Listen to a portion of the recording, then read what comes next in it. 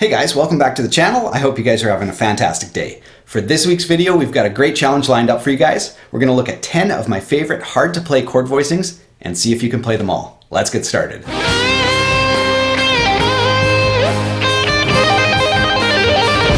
Now, before we launch into the first chord, I would recommend you guys grab your guitar, run some exercises. You don't want to play these with cold hands. It'll mess your fingers up, it'll mess your wrist up, it'll mess your forearm up.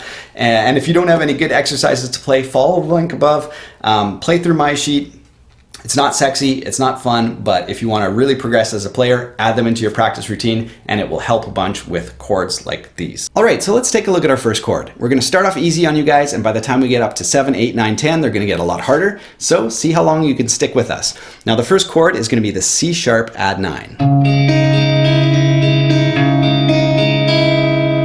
And that's a minor chord, obviously. If this stretch, this 4-fret stretch is too much, just play it up on A, on 12th fret. And you can move it down.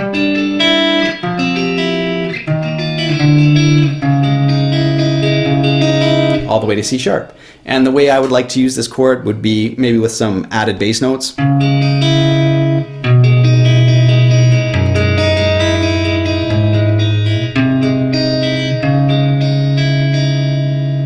Let's look at chord number 2. All right, our second chord is based around a B7, looks like this. I'm sure lots of you guys have played that chord. What we're gonna do is add the high 6. And it just gives it a really nice kind of jazzy flavor. Again, you can play it anywhere on the neck, so if you wanna play it, practice it up high first. Really cool sounding chord, and I would use it, yeah, in blues.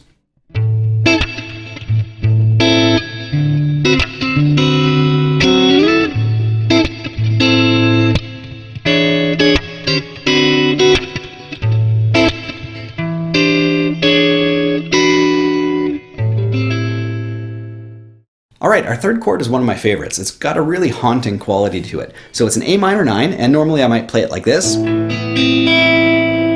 which is really beautiful, not too hard to play, but for this voicing, we're gonna take your ring finger and put it on 3rd fret, so you get that high 7. It sounds like this.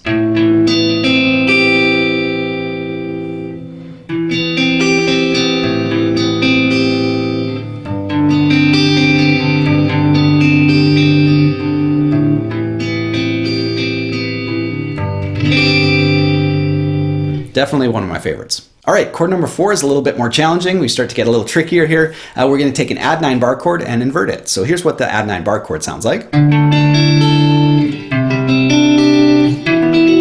Great chord. Everybody should know that one. And when you invert it, you lose the openness that 9 gives you because you're no longer playing the 9. This shape opens up a ton of little blues licks for Stevie Ray or Hendrix style. But you lose the openness of the 9. So what we're going to do is keep the 9 and then invert it like this. So this fingering is a little bit trickier, especially as you move down, but it sounds like this. And you can just keep moving it down. And then down here, you really have to push your wrist forward. All right, so for chords 5 and 6, we're gonna use some extended add 9 voicings. Now these are some of my favorite on guitar. They're hard, but they're worth learning for sure. So this is the B add 9 shape. It's sort of like a B7 bar chord, but you have to go a tone up from where your other fingers are. Get that 9, and again, you can move it around anywhere and it sounds just beautiful.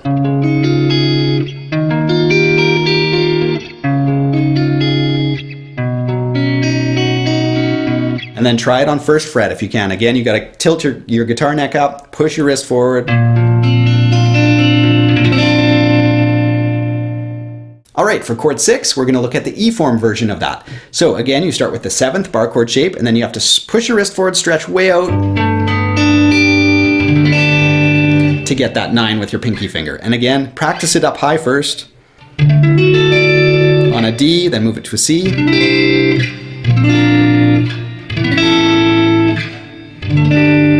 And all the way down to F if you can. All right, chord number 7 is another one of my favorites. I know I keep saying that, but it's true. I love all these chords and I'm happy to share them with you guys. So here's the add 9 shape. We're gonna take our pinky all the way up to the B, which puts a high major 7 there and just takes the chord to a whole nother level. It just sounds beautiful. And again, practice it up high and then move it down as you get more comfortable.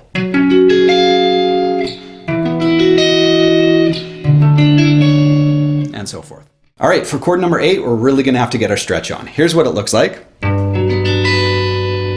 Beautiful sounding major 7 chord. Normally I might play it something like this, just sort of like on the inside strings, but when you open it up and add some of your higher strings, it just sounds great. So when you play it on F here, you're gonna have to reach to a high A, so it's a big stretch for sure. All right, let's take a look at chord number 9. Again, lots of stretches happening here. We're gonna use that inverted shape for a C chord, like that, and then we have to reach up to the high 9. So again, we're making that 2 fret pinky stretch. I don't even know if I can do it down here. Gosh, that one hurts, so be careful with that one. All right, so we've reached chord number 10. If you guys have been able to play them all up till now, my hat is off to you guys. Good job. Lots of them are not very easy, but they're nice to add into your repertoire of chords, so you can inject some creativity into some of your playing. And even if there's only 1 or 2that you could pick up on, still well worth it. So hopefully you've enjoyed it. Let's look at chord number 10. So chord number 10 is based on an augmented shape. And then we're gonna add a high 7. Like that. And again, I would probably use this in like a blues context. So if we use a couple of our chords,